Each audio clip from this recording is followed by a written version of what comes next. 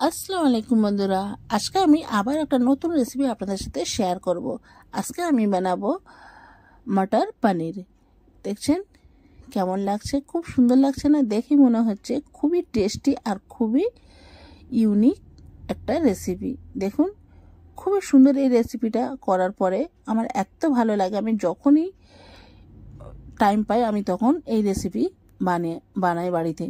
দেখছেন খুব সুন্দর একটা রেসিপি, আর অবশ্যই এটা আপনারা একবার হলেও বাড়িতে ট্রাই করবেন। তাহলে চলুন দেরি না করে রেসিপিটি শুরু করে দিই। খুবই সিম্পল রেসিপি, আপনি একবার যদি বাড়িতে বানান বারবার আপনার বানাতে ইচ্ছা করবে। এখানে আমি অল্প 1 থেকে 2 চামচ আমি তেল নিয়ে নেব, সাদা তেল। তেলটা আমি দিয়ে অল্প যখন হালকা গরম হয়ে যাবে তখন এর মধ্যে আমি সমস্ত মশলাগুলো দিয়ে দেবো। এখানে আমি পেঁয়াজ নেব, 2টো পেঁয়াজ নিয়ে নেব। 2টো পেঁয়াজ আমি এখানটা কেটে কেটে নিয়ে নেব। নিয়ে এর মধ্যে আমি দিয়ে দেবো 3টে টমেটো।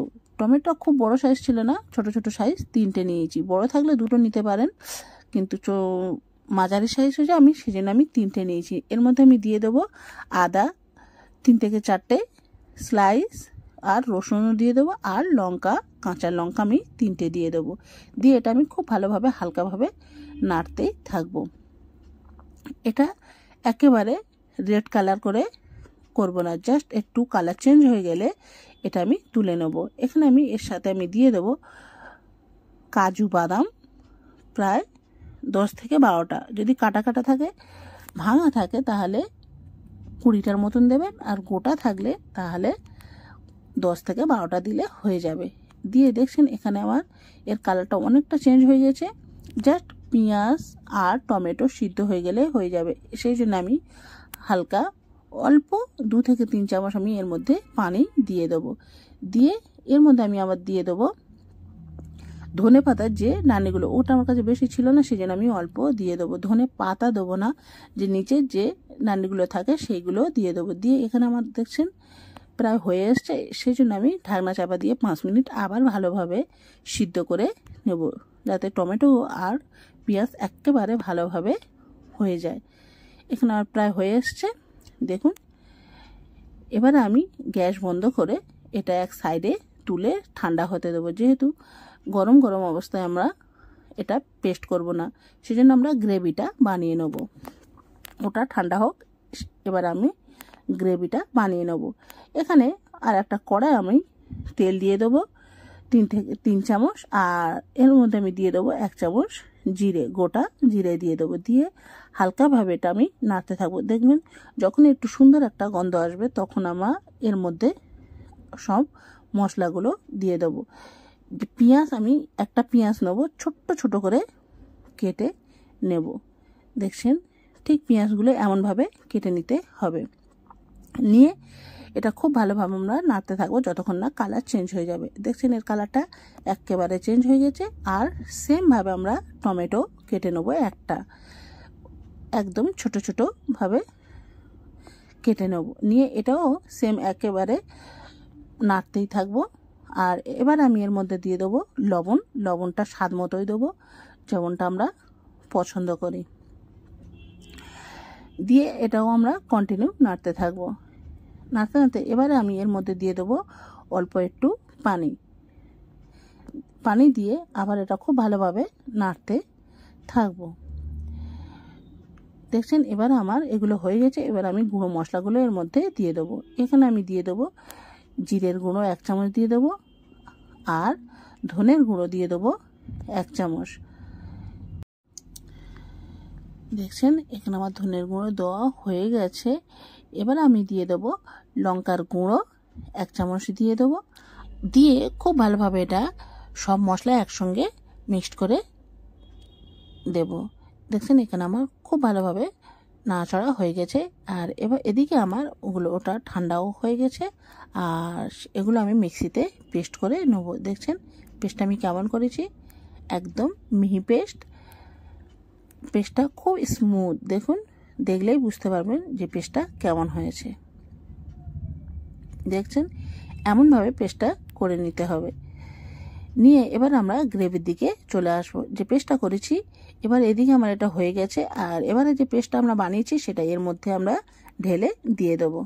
দেখছেন, দিয়ে এটাও খুব ভালোভাবে এবারে নাড়তে হবে। মিক্সিতে যেগুলো আছে ওটা আমরা পরে একটু পানি দিয়ে ধুয়ে এর মধ্যে দিয়ে দেবো। দেখছেন, এটা আমি খুব ভালোভাবে এর সাথে নেড়ে চেড়ে নিয়ে নেব। এটা আমি কন্টিনিউ নাড়তে থাকবো। আর যখনই আপনারা পানিরের রেসিপি বানাবেন একটু ননস্টিক কড়াই বানালে খুব ভালো হয়, এই গ্রেভি টেভিগুলো খুব সুন্দর হয়। এটা আমি চাপা দিয়ে দেবো প্রায় 5 মিনিটের জন্যে। এটা ঢাকনা চাপা দিয়ে রাখতে হবে, নাহলে প্রচণ্ড এটা ঠিকরতে থাকে। দেখছেন, এবার আমি এটা আবার খুব ভালোভাবে নাড়তে থাকবো। দেখছেন, এখানে গ্রেভিটা একেবারে খুব ভালোভাবে রান্না করে নিতে হবে। এবার আমি এটা হয়ে এসছে, এবার আমি এতে অল্প অল্প করে পানি দেব। খুব বেশি একেবারে পানি দিয়ে দেবো না, অল্প প্রথমে পানি দিয়ে দেবো, দিয়ে আবার একটু বেশি করে দিয়ে দেবো, দিয়ে এটা আমি একটু ফুটিয়ে নেব। দেখছেন, এখানে যখন এরম ফুটে ভালোভাবে একটু ফুটে উঠবে তখন আমি এখানে মটরশুঁটিগুলো দিয়ে দেবো। মটরশুঁটিগুলো এখানে আমার একটু সিদ্ধ করা ছিল, যেহেতু এটা আমি একটু সিদ্ধ করে নিয়েছি। আমি যেহেতু পানি অনেকটা দিইনি সেই জন্যে মটরশুঁটি সিদ্ধ হতে দেরি হবে, সেই জন্য আমি মটরশুঁটিগুলো একটু সিদ্ধ করে নিয়েছি। আর এখানে পানিরটাও আমি পিস পিস করে কেটে এর মধ্যে দিয়ে দিয়েছি। দেখছেন কত সুন্দর লাগছে, খুব সুন্দর লাগছে না? আপনারা একবার হলেও বাড়িতে অবশ্যই ট্রাই করবেন। এত সুন্দর এই রেসিপিটা, খেতে এত ভালো লাগে আপনাদের কাছে কি বলবে। এবার আমি এটা 5 মিনিট ঢাকনা চাপা দিয়ে রেখে দেবো। গ্যাসের ফ্লেমটা সবসময় লো টু মিডিয়াম রেখে দেবেন, হাই করে একদম দেবেন না। এর মধ্যে আমি এবার ধনেপাতা কুচি দিয়ে দেবো। যেহেতু ধনেপাতা আমার কাছে বেশি ছিল না সেই জন্য আমি বেশি দিইনি, অল্পই ছিল অল্প দিয়েছি। আর 1 চামচ চিনিও এর মধ্যে দিয়ে দেবো। দিয়ে এবার আমি এর মধ্যে দিয়ে দেবো কাসুরি মেথি গুঁড়ো করে এর মধ্যে দিয়ে দেবো। দিয়ে ফ্রেশ ক্রিম আমি 2 থেকে 3 চামচ এর মধ্যে দিয়ে দেবেন। ফ্রেশ ক্রিম যদি আপনাদের কাছে না থাকে দুধের মালাই দিলেও হবে। দেখছেন, আমি জাস্ট অল্প দিয়ে দিয়েছি, দিয়ে একটু নেড়ে চেড়ে নিয়ে আবার এটা আমি 5 মিনিটের জন্য ঢাকনা চাপা দিয়ে রেখে দেবো। হ্যাঁ, এর মধ্যে আমি দিয়ে দেবো 2 চামচ বাটার দিয়ে দেবো। 2 চামচ এখানে আমি বাটার দিয়ে দেবো। দিয়ে আর একটু আমি গার্নিশিংয়ের জন্য, যেহেতু এটা আমার হয়ে আসছে, গার্নিশিংয়ের জন্য আমি একটু ফ্রেশ ক্রিম দিয়ে দিচ্ছি। দিয়ে জাস্ট 5 মিনিট এটা আমি আবার ঢাকনা চাপা দিয়ে রেখে দেবো। 5 মিনিট পর দেখছেন কেমন হয়ে গেছে, এটা একটু নেড়ে ছেড়ে নিয়ে নেবো। আর এখানে আমার মটর পনির রেডি হয়ে গেছে। দেখছেন কালারটা কেমন হয়েছে, আর খেতে এত সুন্দর হয়েছে। নান দিয়ে খেতে এটা খুব সুন্দর লাগবে, নান রুটি যাই দিয়ে খাবেন, কুলচা যাই দিয়ে খাবেন, খুব সুন্দর লাগবে এটা খেতে। একবার হলেও আপনারা অবশ্যই বাড়িতে ট্রাই করবেন। আজকের আমার এই রেসিপি কেমন হয়েছে অবশ্যই কমেন্ট করে বলুন। ভালো লাগলে লাইক শেয়ার সাবস্ক্রাইব